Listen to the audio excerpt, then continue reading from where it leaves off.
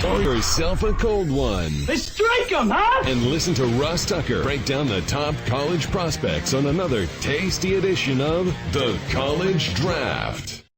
Yeah, it's Daddy Soda time here on the College Draft Podcast presented by DraftKings. And this is one of my favorite times of year because nobody else really does this like we do it. Emory and I, every week, we will go over a different division and we'll go over all of the team's picks. That way you have a great feel for basically all the guys that got drafted.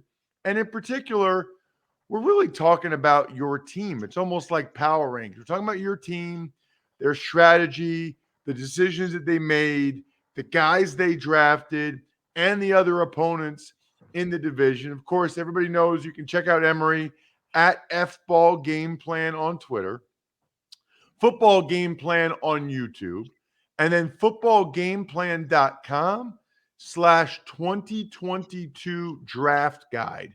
That's the key. If you want to get in written form all the undrafted free agents, everybody. Emory will talk about the undrafted free agents a little bit here as well on the show. I'm at Ross Tucker NFL, Twitter, Instagram, Facebook.com/Ross Tucker NFL. You're going to be a winner this week if you follow my new TikTok at Ross Tucker NFL. That's who the spread the word winner is going to be this week. Someone following me on TikTok. So here's what we do, Emory. You know the drill. Hopefully some of the new listeners will get on board as well. We go over one division at a time, and we discuss exactly what we think of each of the team's picks.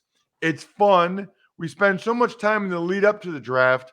Why not go over each team's picks? It's a great way to talk about the players again, their fits in their new cities. Takes us about 2 months, 8 divisions. So then next thing you know, it's July and we're looking ahead to college football. It times out perfectly. Emory, let's start with the Buffalo Bills. We'll just go alphabetical order.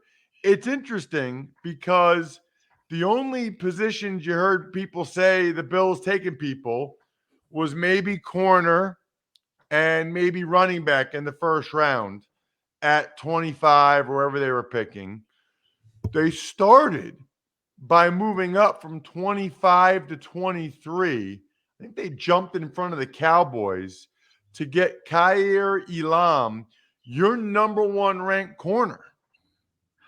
Yeah, and again, we said this before. He's someone that you were shocked at his measurables because he plays like someone that's 5'11", 5'10", but he's 6'1", long arms, good press skills, and all those good things you want to see from a physical standpoint. But his coverage ability is outstanding, and he was handling some of the top receivers in college football, knowing what we know now coming out of the SEC with the Alabama receivers, Georgia, Mississippi State. He was just all over the field. And he had a really solid game against another guy that got drafted out of Sanford in Montreal, Washington, a receiver who was lighting up Florida that day, but he was holding his own against that guy.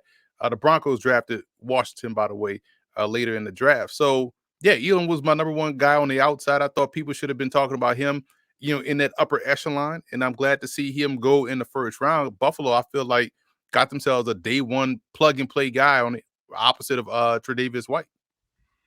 And then in the second round, they come back and get a guy that seems like, Emory, a perfect fit for the Bills offensively in James Cook, the running back from Georgia, to give them another weapon out of the backfield, which, they pass the ball a lot. They're in the gun a lot.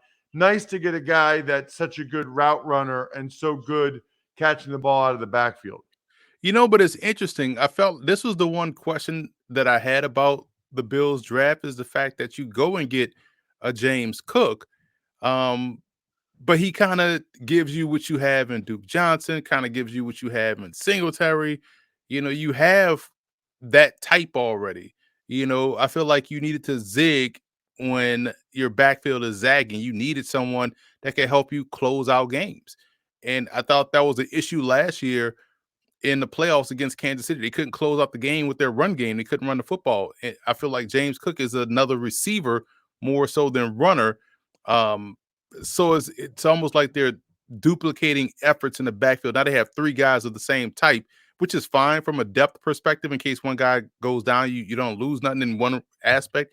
But all three of those guys are the reason why your run game won't be what it should be going into the season. Their third round pick, Terrell Bernard, which was announced by my buddy Kyle Brandt, by the way, that was hilarious. Linebacker from Baylor. Man, it feels like Baylor had a lot of guys drafted, Emory. They really did, man. They had a lot of guys drafted and drafted high too. They had more guys drafted than Texas. I mean, hell, Louisiana had more guys drafted than Texas. So I don't know what's going on down there in Austin, but Baylor definitely has stepped up and was interesting. A lot of those guys are on the defensive side of football that got drafted. Bernard is another one, point and shoot linebacker with speed.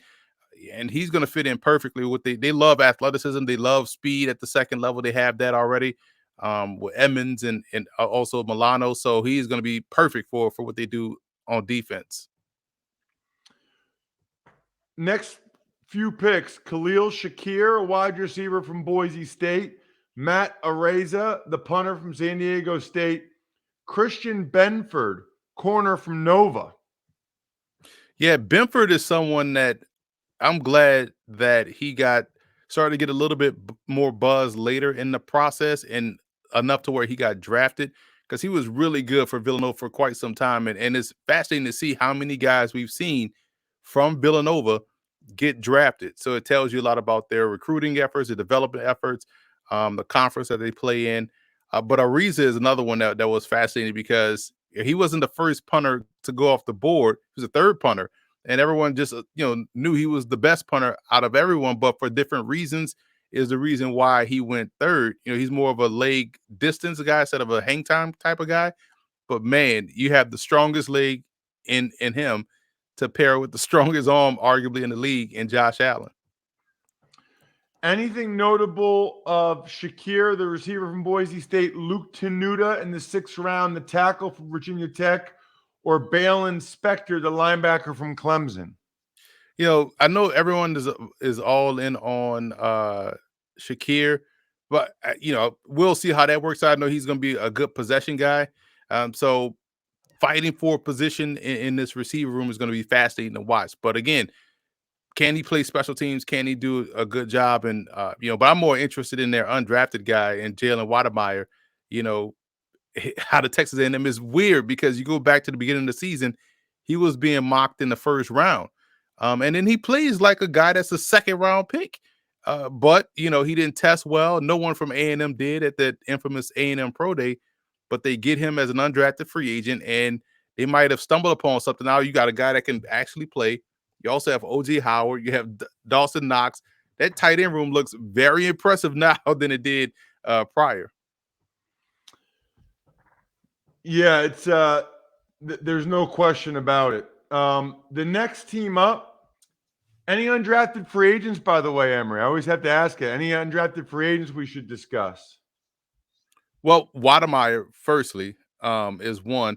Keith Corbin out of Jackson State was someone that's has some ability, was the number one receiver for Jackson State this year. So I'm excited to see how he does. Prince Emili from Penn, very good defensive tackle, 3-tech type guy, was able to get pressure, had a really good college gridiron showcase. So those are the guys from as an undrafted free agent that really, caught my attention. But Wademeyer to me seems like the overall gem that they were able to come away with. This is fascinating that this guy really went from projected first round type tight end. It plays a lot like Bennett that used to play tight end for A&M and played tight end for a long time in the league. I'm shocked to see him go undrafted.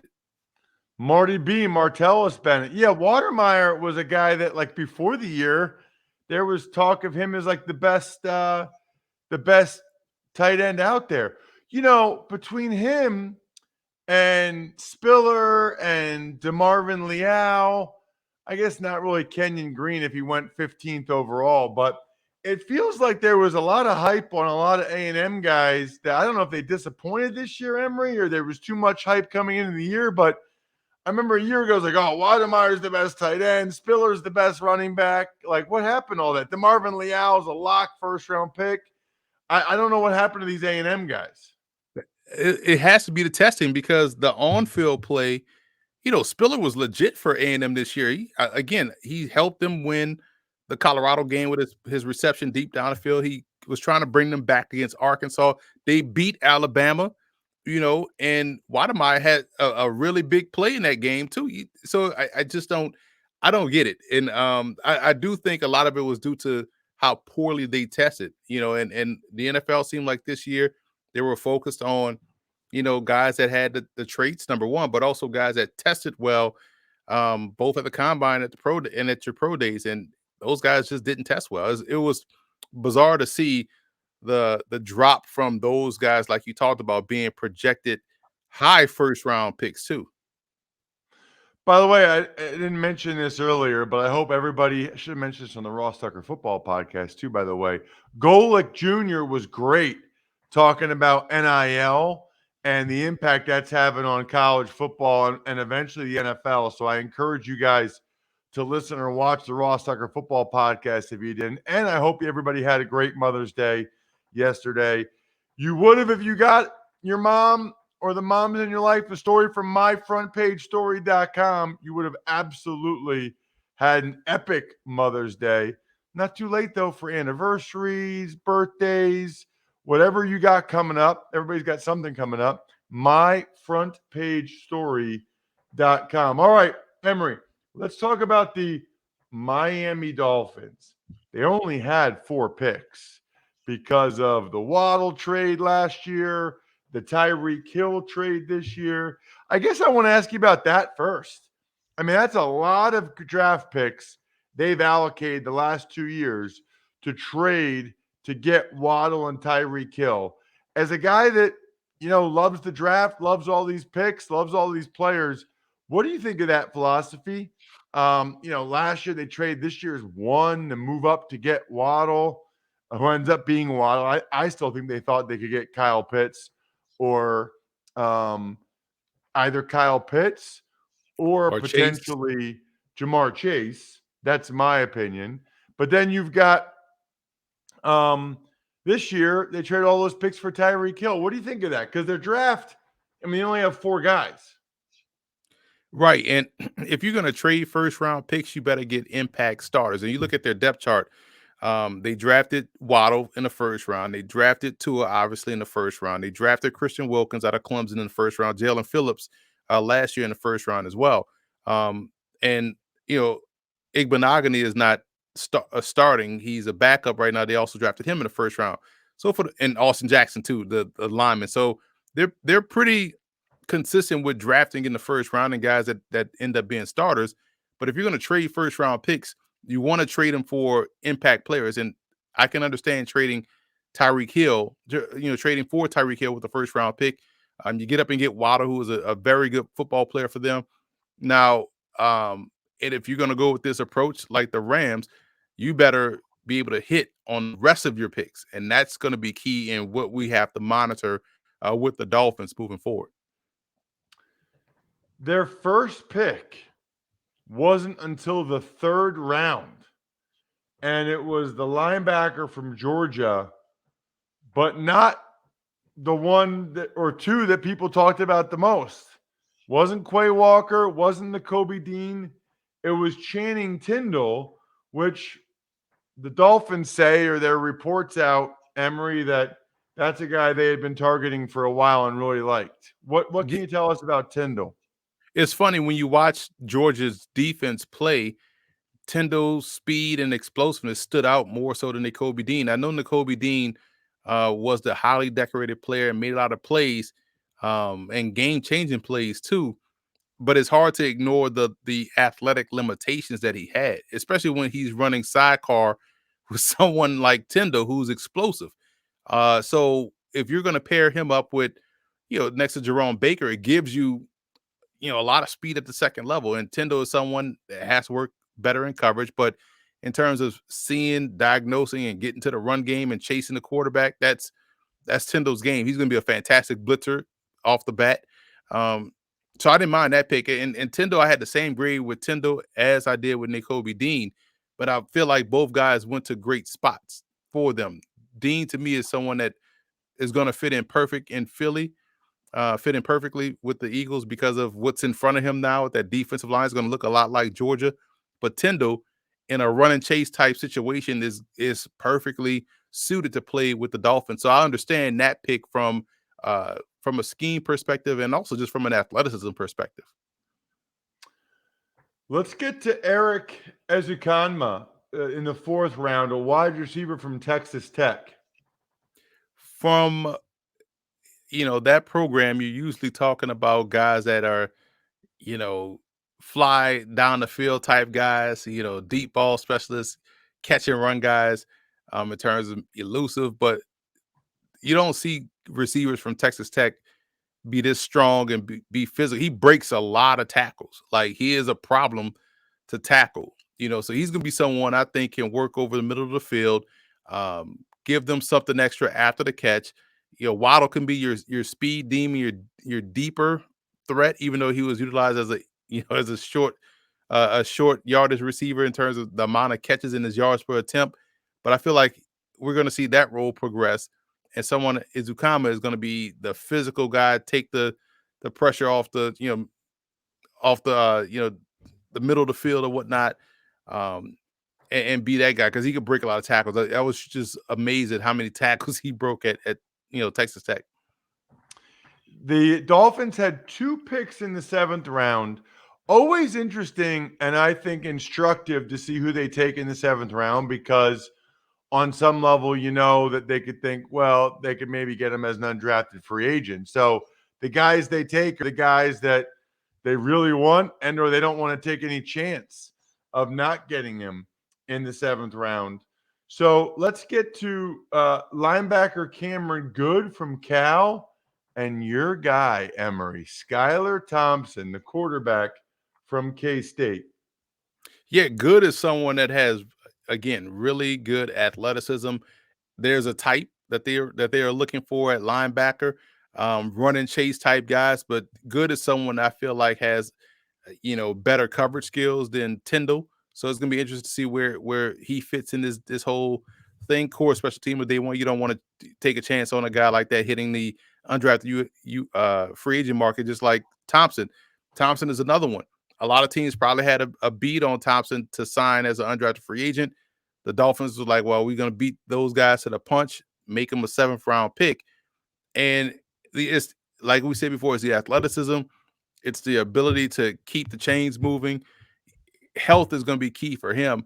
But now you look at that depth chart. I mean, he's kind of cut from the same cloth as a Chris Streveler, who's their 3rd string quarterback right now, the kid out of South Dakota that also came over from the CFL, played with Winnipeg, won some games up there, but also was with the Cardinals also. So really good quarterback room with guys that can make things happen if the initial play breaks down. Teddy Bridgewater is the backup. Tua is kind of cut from the same mold as the Strevelers and the Thompson. So it's fascinating quarterback room. But as you know, big fan of Skylar Thompson and what he brings to the table. Yeah, what do you think the thought process is there, Emory, bringing him in? Well, keep him stashed, on a practice squad if he doesn't beat out Streveler. Streveler is kind of the Taysom Hill in this role because he's a very good runner with the football. He was on punt team out there with Arizona as well. So I think like they want to get another quote unquote, true quarterback in the room, another arm for training camp, but also want to bring him along and develop. But he's an older guy too. I mean, he's been in college 5 years. So, that's someone that they probably see as a long-term reserve for Tua Tagovailoa. Any undrafted free agents stand out to you, Emory? Yeah, the fact that they went heavy with undrafted free agents because they didn't have a lot of picks. But Blaze Andrews, the offensive lineman from Minnesota, Kellen Deesh, I talked to him at the East-West Shrine Bowl, really good lineman out of Arizona State.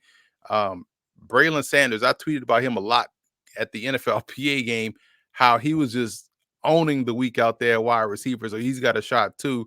So I was very impressed with what they did in Cater Cahoe out of Texas A&M Commerce. This was someone they gave the highest signing bonus to as an undrafted free agent, which is always a tell-all sign that they were targeting this guy in the draft as well. He's someone that has fantastic explosiveness, speed, and athleticism. Had a really good week at the Hula Bowl. So getting him in, he kind of plays like Noah ignominy when you watch him play. But you get someone that has good mirror and match skills, could probably play inside. I have him as a slot corner.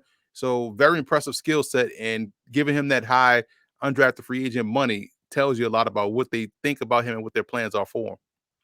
Let's bring in a special guest as we talk about the New England Patriots. A buddy of mine for a long time. His name is Greg Bedard. You got to check him out, especially if you're a Pats fan or any fan of the AFC East at all, or any Boston sports for that matter. At Greg A. Bedard, Bedard.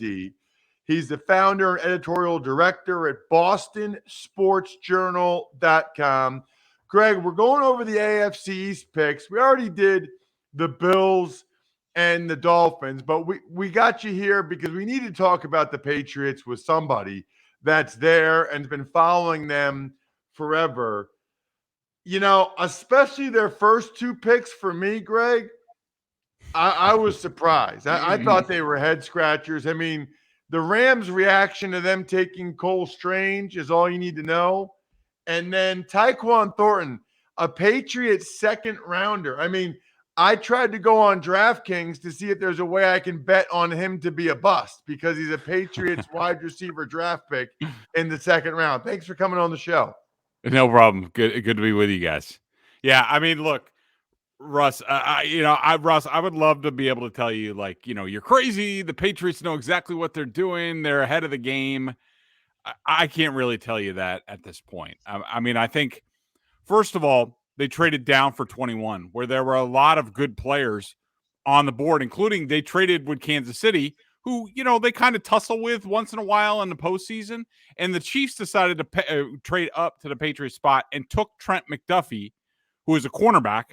The Patriots are so poor at cornerback right now that they had to take Malcolm Butler, who didn't even play football last year. And when he did sign with the Cardinals before he, quote unquote, retired, nobody really wanted to offer him a contract. So J.C. Jackson leaves. They replace him with Malcolm Butler. Patriots pass on Trent McDuffie.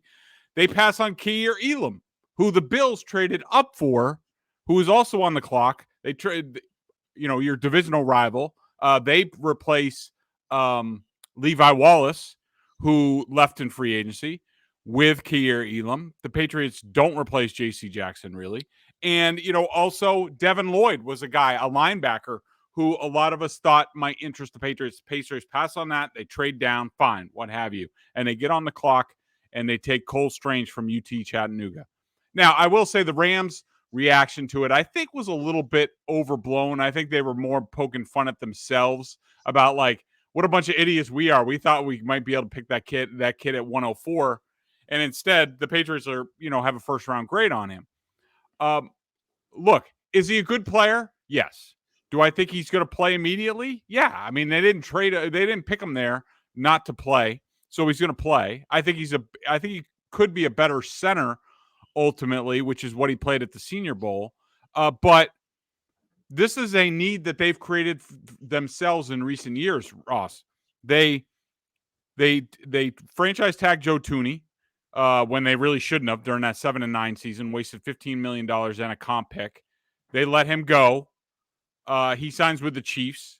And last year they had Ted Karras, who beat out Mike Onwenu, sent Onwenu to the bench at guard. He signs with the Bengals. They trade Shaq Mason. So all of a sudden they have this need at guard that they created themselves, and they reach for a guy in the first round who probably they could have gotten in the second round. And then you're right, Tyquan Thornton. I will say I liked him on film more than I thought I was going to. Greg Cosell was very high on him. Mentioned him along with Jamison Williams and Chris Olave. I do think he's a bit of a risk there. I think they could have gotten him later, track guy, deep threat guy. But there is something there with him, and I can see why they liked him. With both those picks, though, could they have gotten them later? That's the big question. Emory, I haven't watched Cole Strange's tape. I've seen highlights, but I haven't watched his game tape. To be an interior offensive lineman from the FCS and go in the first round, I mean, he must be unbelievable. He must be murdering people. I mean, I am stunned. What did you think, Emory, of Strange and Thornton, the Patriots' first 2 picks? Strange is my number 2 center in the entire class. So I love the pick because you go and watch that game against Kentucky, and you know Kentucky has those interior defensive linemen. Marcus McCall, the nose tackle, is a very good player. Up front, they've been good defensively for the last 5 years. Dominated in that ball game. Chattanooga had a chance to win that game, honestly. They were going toe-to-toe with Kentucky. So it's the recognition skills, the athleticism, and when you have that type of athlete at center, your entire playbook is open. You can do so much movement in the passing game and also in the run game. But I thought that was the reason why this was one that, the Patriots had to take, because the reaction from the Rams, I agree with Greg there. If they probably thought, all right, this is a small college guy, everyone's probably going to go for the big, university type guys. They thought they had an outside chance to really, jump back into day 2 and get him. But with the draft, we know this. You can't play the draft because we just talked about the Dolphins going up thinking they're going to get Jamar Chase. The Bengals are like, yeah, well, guess what? We'll take him here at pick number 5 or whatnot. So I thought that the fact that his strength is good, his functional strength is good, the fact that he could play guard and center is also a plus. We know the NFL roster is 46-man game day roster. So having someone that has excellent ability at both positions kind of gives you what you need up front, because we know they only carry so many linemen on game day. But I thought he was a really good player at Chattanooga, and then going down there to Mobile, had a really good week there playing multiple positions. But yeah, he graded out real high for me. And Thornton is someone, is just I think he's just I don't want to say just a straight line linear guy, but that's how I view him. He's tough. He's physical more so than his 119-pound frame indicates. But you want to see him, gain weight, get thicker, and also you want to see how much more nuanced he could be outside of just a go guy. Emory, can I ask you a question for a second? Sorry to play a role as host there, Ross. But Emory, you're an expert on this, and I agree with you. I think when I watched Cole Strange, I thought top of the line center. I mean, Ross, when you watch tape on him, his ability to get to the second level and down the field, it reminds me of Alex Mack. I haven't seen an interior lineman get to the second level on this better than a lot of guys. But here's my thing, and you mentioned Jamar Chase. In today's NFL and what the Patriots are lacking, arguing about wide receiver and going up and, hey, you don't want to miss on this guy because we're talking about dynamic weapons. And no offense, Ross, but we're talking about a guard here. And I've made this point to Patriots fans who want to defend the pick. When they broke through in 2014, their interior line was Dan Conley, undrafted. Brian Stork, rookie 4th-round pick at center. Ryan Wendell at guard, undrafted. When they won their last 2 Super Bowls, it was Joe Tooney, 3rd round, immediate starter. Center, David Andrews, undrafted, almost an immediate starter. Shaq Mason, 4th round, immediate starter. So I understand that Cole Strange has a ceiling and he's a good player, but I don't know if I can defend taking an interior lineman in the 1st round in the draft anymore, not in today's NFL. I'm just curious about your thoughts on that. Well, I'm glad. I'll just jump in real quick. I'm glad you said that, because when they've had so much success with guys like Tooney and Mason, to take Strange in the 1st round is a strange pick to me. I mean, especially, look, you mentioned Elam earlier, Greg. That was Emory's number 1 outside corner. Emory's number 1 outside corner. That's who I would have taken. I would have turned down the trade, stayed at 21, and taken Elam if I were. Yeah, that was Emory's number 1 outside corner. So that, and I know it's like a joke about the Patriots and receivers with Thornton, but I mean, it's big valid. sample size now. It's a big sample size now. And my question is, with the type of receiver Thornton is, I mean, who's getting the ball deep down the field? It ain't Mac Jones. It ain't Mac Jones with that arm. So then let's continue here, Greg, because I want to get to the other picks. So I will say this: their 3rd round pick, Marcus Jones. Love him. I love that dude. I mean, he is an elite returner. I think he'll be a terrific nickel. Love that pick. Don't know as much about Jack Jones. Emory, you have to tell me. Pierre Strong looked like a stud to me. Bailey Zappi. Bailey Zappi in the 4th round. Now, I did the Army game against Western Kentucky. Army beat Western Kentucky, by the way. He's good. He's accurate. Explain that pick to me, Greg. We just want to get a cheap backup and stop paying Hoyer? Yeah. Well, number one, both their quarterbacks on the roster, Brian Hoyer, who you're hoping transitions to coaching at some point, and Jarrett Stidham are both in their contract years. So that explains that. But to me, Ross, it does not explain taking him in the 4th round. Again, Bill has these things against 5th round picks. Like he had 2 before the draft. He traded them away. He's done this many years before where for some reason he hates the 5th round. He thinks that that's the dividing line between taking a real prospect and just getting ahead in undrafted free agency. But I'm sorry, with the COVID year and now, some of the talent on the college level, we all talked about the depth of this draft. So what's wrong with having 2 5th-round picks and taking Bailey Zappi in the 5th round? He's probably lasting that long and addressing a real need in the 4th round. I just didn't get that. Emory, your thoughts on some of the mid-round picks, the Joneses at corner, Pierre Strong, Bailey Zappi? Love Strong. He's always one play away from hitting the house. So that's a great pick for New England. Marcus Jones was my number 1 slot corner. So I love that pick, obviously. Yep. And Jack Jones was my number 6 boundary corner. So I love Jack Jones. He's going to have to gain weight. At times he can get a little bit too grabby because he's 171, weighed 171 at the combine. But his coverage skills, his aggressiveness, love that. I think right now I would have him, higher than Jalen Mills as the corner. I would definitely not have a problem starting Jones over Mills at corner because I think Jones' coverage ability is phenomenal. But also I love the 2 corners they got on the back end. But man, it would have been a home run had they gotten Elam, Jones, and Jones. Yeah, Ross. And real quick on that. So I had Greg Cosell on my podcast that's out today, the Greg Bedard Patriots podcast. If people are curious, so he mentioned Honey Badger with Marcus Jones, that he can do that sort of thing. And, Devin McCourty's in a contract year. Maybe he's a future sort of free safety, that guy for them. Jack Jones, because like Emory said about his weight, he sees him more as a slot cornerback. Pierre Strong, James White's trying to come back from hip surgery. Who knows whether he's going to do that? He gives you an option, an upside as a pass back. And Damian Harris also going into a contract year.